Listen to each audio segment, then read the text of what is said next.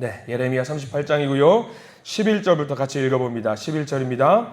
에벳 멜렉이 사람들을 데리고 왕궁 곳간 및 방에 들어가서 거기에서 헝겊과 낡은 옷을 가져다가 그것을 구덩이에 있는 예레미야에게 밧줄로 내리며 구수인 에벳 멜렉이 예레미야에게 이르되 당신은 이 헝겊과 낡은 옷을 당신의 겨드랑이에 대고 줄을 그 아래에 대시오. 예레미야가 그대로 하매 그들이 줄로 예레미야를 구덩이에서 끌어낸지라. 예레미야가 시위대 뜰에 머무니라. 아멘. 오늘 이 말씀 가운데 하나님의 은혜가 넘치기를 기도하고 소망합니다. 우리 기도하는 마음으로 먼저 고백하겠습니다. 하나님과 동행하겠습니다. 아멘. 우리 옆 사람 축복하면서 하나님과 동행하십시오. 아멘. 하나님과 동행하는 복된 날 되시기를 간절히 기도하고 소망합니다. 우리가 예레미야 38장 말씀을 보게 됩니다. 위기의 때잖아요. 위기의 때는 정상적으로 생각하고 판단하는 것이 많이 어렵습니다. 나라가 혼란에 빠지게 되고요. 분열이 되고 질서가 없어진다라는 것을 우리가 성경 말씀을 통해서 보게 되거든요. 특별히 예레미야 36장, 37장, 38장 이렇게 넘어가는 내용, 시드기야 왕국의 말년을 보게 되면은 유다 왕국이 딱 그래요. 풍전등화 같은 그 나라의 상황 속에서 이 유다 왕국에서 정상적이지 않은 일들이 계속해서 발생이 됩니다. 이런 유다 왕국에 무슨 일이 일어나는지 오늘 본문에서 좀 이상한 예레미야가 일을 하는구나라는 것을 보셨겠지만 시드기야 왕의 마지막 때에 예레미야가 봉변을 당하는 장면이 기록이 되어 있습니다. 그도 그럴 것이 좋은 말을 하지 않잖아요. 그러니까 나라를 향해서 나라가 잘 될 것이다, 나라가 복을 받을 것이다, 뭐 그런 이야기를 하는 것이 아니라 나라가 망할 것이고 바벨론에 끌려갈 것이고 우리는 항복을 해야 된다라는 이야기를 계속 하니까 나라의 고관들이 그 말을 듣고 이거를 고깝게 볼 수가 없는 거죠. 그래서 예레미야에게 봉변을 당하게 만드는 그런 일이 오늘 말씀에는 기록이 되어 있습니다. 자, 우리가 1절 말씀부터 돌아보면은요, 이게 어떤 일이 발생되는지 알게 됩니다. 38장 1절 말씀을 먼저 같이 한번 읽어볼 텐데, 이름이 많이 나와요. 이름이 많이 나오는데, 이름이 중요한 건 아니고, 많은 사람들이 나온다라는 것을 좀 알고, 우리가 1절 말씀을 읽어보겠습니다. 1절입니다. 마단의 아들 스바랴와 바수훌의 아들 그다랴와 셀림의 아들 유갈과 말기야의 아들 바수훌이 예레미야가 모든 백성에게 이르는 말을 들은즉 이르기를 이라고 나와 있어요. 여기 명단에 나온 사람들은요, 그 나라를 치리하고 있던 고위 공직자들, 고관들입니다. 어느 가문의 누구다라고 이야기를 하면은요, 뭐 족보가 있는 사람들을 말하는 거잖아요. 한 명 한 명이 다 권세가들이고 나라를 이끌어가는 사람들이면서 왕의 옆에서 충언을 해야 되는 사람들입니다. 근데 그들이 하는 말이 그들을 향해서 고위공직자들을 향해서 하나님이 말씀을 해주세요. 어제까지만 해도 왕에게 말씀을 주셨다라고 한다면요, 오늘은 그 왕 옆에서 왕과 함께 나라를 다스리는 사람들을 향해서 하나님이 하시는 말씀이 있습니다. 그게 바로 2절 말씀이에요. 어떤 말씀을 하나님이 하시는지 우리가 봐야겠죠. 자, 2절 말씀 읽어보겠습니다. 여호와께서 이와 같이 말씀하시되 이 성에 머무는 자는 칼과 기근과 전염병에 죽으리라. 그러나 갈대아인에게 항복하는 자는 살리니 그는 노량물을 얻음같이 자기의 목숨을 건지리라. 하나님이 왕에게 해주셨던 그 말씀을 똑같이 해주시는 거예요. 고관들에게도 하나님이 말씀을 해주시는데 그 말씀이 무엇이냐? 심판이죠. 심판. 항복하는 것이 맞다. 지금은 항복해야 된다. 너희들 시드기야가 말을 듣지 않지만 고관들은 왕에게 그 말을 해야 된다라고 지금 이야기를 하고 있어요. 근데 이 사람들 항복할까요? 이 사람들 항복하지 않습니다. 왜냐하면 여기 나와 있는 고위공직자 명단에 나와 있는 사람들은요, 친애굽파예요. 친애굽파. 어제 잠깐 갈가미스 전투라는 이야기를 잠깐 드렸습니다. 시드기야 왕 4년에 있었던 바벨론과 애굽의 전쟁이 있었죠. 거기서 어디가 이겼냐면 바벨론이 이겼어요. 중동 지역의 패권을 바벨론이 잡을 수 있었습니다. 그럼에도 불구하고 여전히 여기 나와 있는 유다 백성들은 애굽에 다시 한번 손을 뻗을 생각을 하고 있는 거예요. 애굽이 오겠어요. 큰 전투에서 졌고 나라가 일어서기 힘든데 오지 않죠. 그럼에도 불구하고 이 사람들은 버티면 형님 나라 애굽에서 우리를 도우러 올 것이다 라고 그들은 끝까지 버텼던 것 같습니다. 근데 안 와요. 애굽이 오지 않죠. 이렇게 나라 대 나라의 전쟁의 경우에는 끝까지 다 멸망을 시켜버리는 경우도 있겠지만 대부분의 경우는 항복받으면 끝입니다. 항복받으면 끝나는 거예요. 세계를 제패했던 유명한 나라들이 있겠죠. 유명한 왕들, 유명한 장수들, 뭐 알렉산더, 칭기스칸 뭐 그런 사람들은 정복을 할 때는 가서 뭐 칼과 창으로 정복하는 게 아니라 가서 항복을 받는 거예요. 그리고 그 나라 멸망시키지 않아요. 그냥 자치권을 부여해요. 잘 살아봐라. 너희들 지금부터 우리 백성들이니까 잘 살아봐라 해서 자치권을 준단 말이죠. 항복하면 돼요. 항복하면 되는 겁니다. 그럼 항복하면 서로 잘 살 수 있는 길이 만들어질 수 있는 거죠. 근데 약한 나라 입장에서 싸우겠다라고 버티면은요 난리가 나는 겁니다. 왕도 죽고 신하들도 죽고 나라가 욕을 보고 모든 것을 빼앗기는 경우가 허다합니다. 그래서 하나님께서 지금 항복해서 이 나라와 성전을 지키는 것이 맞다라고 지금 말씀을 해주고 있는 거죠. 그럼 반대로 생각해 보죠. 고관들의 입장에서는, 고위공직자들의 입장에서 예레미야는 어떤 사람이냐면 매국노죠. 죽일 놈이에요. 항복을 하라고 하잖아요. 예레미야가 여기서 물러나지 않고요. 다시 한번 명확하게 하나님의 뜻을 전달합니다. 3절 말씀 넘어가 보면은요. 이 예레미야의 뜻을 다시 한번 하나님의 뜻을 예레미야를 통해서 전달을 하는데 3절 말씀 읽어보겠습니다. 여호와께서 이와 같이 말씀하시니라. 이 성이 반드시 바벨론의 왕의 군대의 손에 넘어가리니 그가 차지하리라 하셨다 하는지라. 다시 한번 강조하는 거예요. 진다. 질 수밖에 없다. 이길 수가 없으니까 항복해야 한다. 자, 여기서 고위공직자들이 예레미야를 향해서 뭐라고 말하는지 봐야 돼요. 여기 4절 말씀이 중요한 부분이 하나가 나옵니다. 동그라미 표시를 할 부분이 나오는데 우리 먼저 4절 말씀을 읽어볼까요? 예레미야를 향해서 이 사람들이 뭐라고 하는지를 보셔야 돼요. 4절 말씀 읽어보겠습니다. 이에 그 고관들이 왕께 아뢰되 이 사람이 백성의 평안을 구하지 아니하고 재난을 구하오니 청하건대 이 사람을 죽이소서. 그가 이같이 말하여 이 성에 남은 군사의 손과 모든 백성의 손을 약하게 하나이다. 자, 여기서 우리가 체크를 해야 될 부분이 뭐냐면 이 사람이라는 글자에다가 표시를 해보세요. 2번 나오죠. 이 사람. 자, 여기서 예레미야는요. 유다 백성들 모두가 공인하고 있는, 모두가 인정하고 있는 하나님의 사자입니다. 하나님의 말씀을 전하는 사람이에요. 근데 그 사람을 두고 이 사람이라고 했다라는 것은요, 뭐라고 말하는 거냐면 이 양반이 그거예요. 이 양반. 아니 지금 이 양반이 하는 거거든요. 우리가 이 양반이 하면은 뭐예요? 싸우자는 이야기잖아요. 예.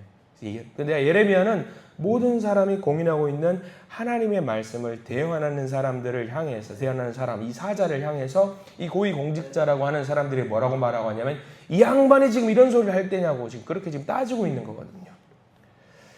이 고관들은 뭐냐면 예레미야를 두고 하나님의 말씀을 전하는 자라고 생각을 하고 있지 않는 거예요. 그리고 하나님을 인정하지 않고 있는 거예요. 근데 예레미야는 하나님의 말씀을 그대로 전하는 사람이거든요. 만약에 이 고위공직자들이 영적인 분별력이 있는 사람들이었다라고 한다면은요, 이 사람이 이렇게 말하지 않죠. 그렇게 말하잖아요. 그래서 그 말을 듣고 이 시드기야 왕은 예레미야를 감옥에 넣어버려요. 6절 말씀에 그렇게 나와 있는데 구덩이에 집어 넣어버리거든요. 죽으라는 거예요. 감옥 같은 곳에 집어 넣으면서 여기 보면 6절에 진창이라는 곳에 예레미야를 집어 넣어버리거든요. 물도 없고 먹을 것도 없고 요셉이 구덩이에 빠져있는 그 모습을 우리가 생각하면 될 것 같습니다. 지금 여기 있는 유다 백성들은요, 예레미야의 말이 싫은 게 아니라 하나님의 말씀 자체가 싫은 거예요. 하나님의 말씀을 거부하고 있는 겁니다. 그래서 예레미야가 죽을 위기에 처해 있는데 이렇게 하나님은요, 예레미야, 하나님의 말씀을 전하는 사람을 가만두지 않으시고요, 어떻게든 살 수 있도록 사람을 붙여주시는 이야기가 오늘 38장 말씀에는 등장을 합니다. 한 사람이 등장을 하는데 이 사람의 이름은 우리가 반드시 기억을 해야 돼요. 자, 8절 말씀 그리야 한번 읽어보겠습니다. 8절입니다. 에벤멜렉이 왕궁에서 나와 왕께 아뢰어 이르되, 에벤멜렉에 내가 동그라미 표시를 반드시 해주세요. 이 사람의 이름을 우리가 기억을 해야 돼요. 예레미야가 죽을 위기에 처해 있을 때 그를 살려주고 그를 도와주고 그를 구원해 줬던 사람이 누구냐면 에벤멜렉이란 사람이 예레미야를 살려줍니다. 이 에벤멜렉이라는 사람은 구스 사람이에요. 왕궁에서 내시로 활동하고 있는 사람인데 흑인입니다. 흑인인데 이 사람이 뭐라고 말을 하느냐, 에벤멜렉이 뭐라고 말하는지 볼까요? 9절 말씀, 에벤멜렉이 하는 말을 읽어보겠습니다. 9절입니다. 내 주 왕이여, 저 사람들이 선지자 예레미야에게 행한 모든 일은 악하니이다.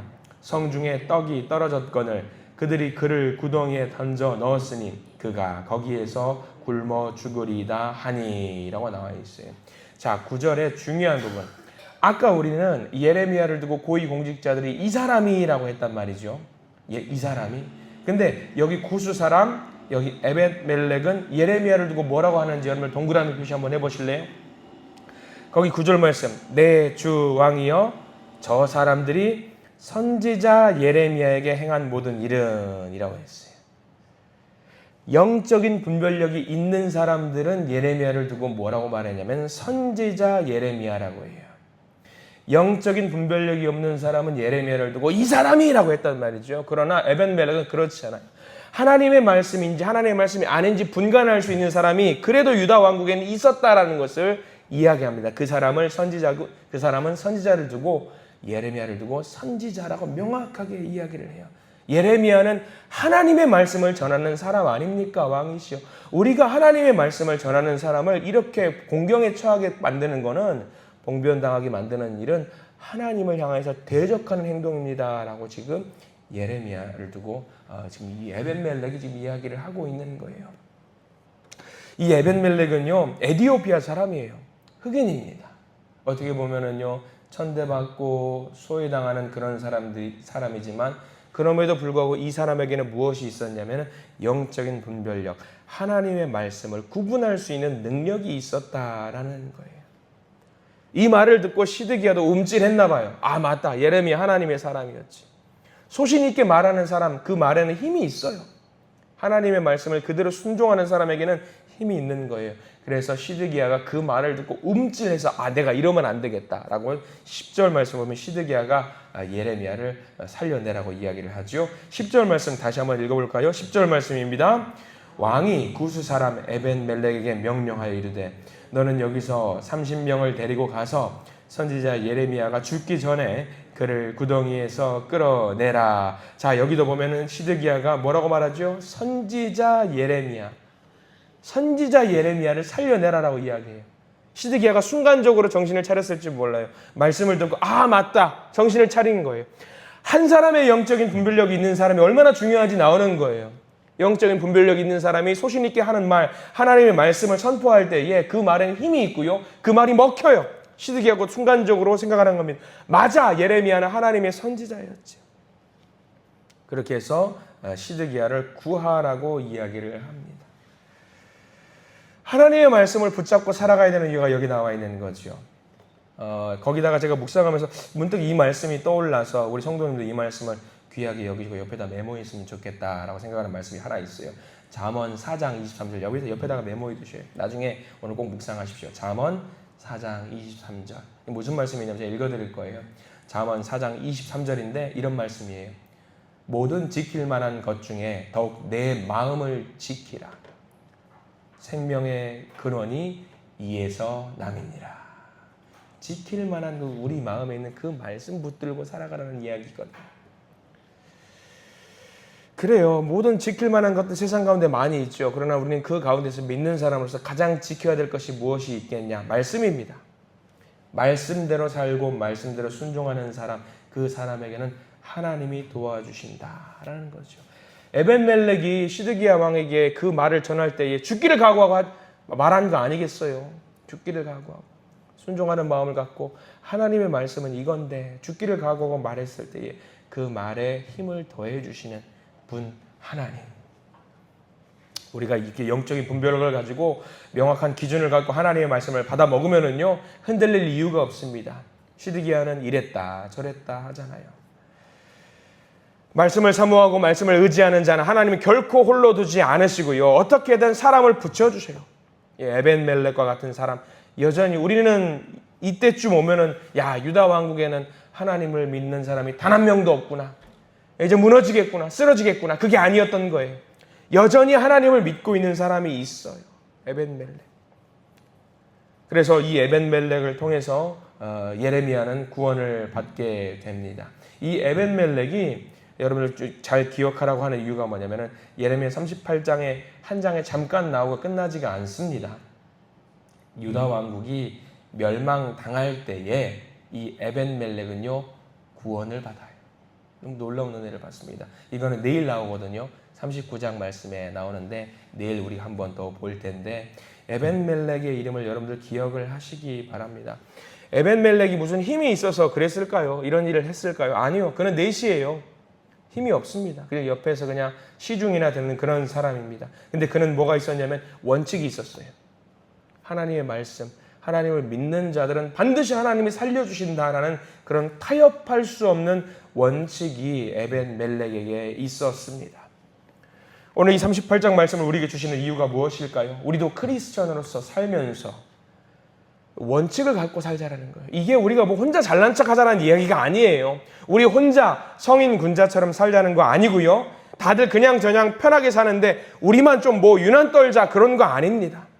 다만 우리 하나님의 말씀이 우리를 살릴 수 있다라는 것을 믿고 순종하자라는 그 이야기가 오늘 38장 말씀의 이야기입니다. 하나님이 오늘 우리에게 또 말씀을 주셨어요. 이 말씀 오늘 하루를 살아내기 위한 하나님의 인도하심이라고 생각하시고 이 말씀 앞에 무릎 꿇고 순종하시는 우리 모두가 되기를 소망합니다.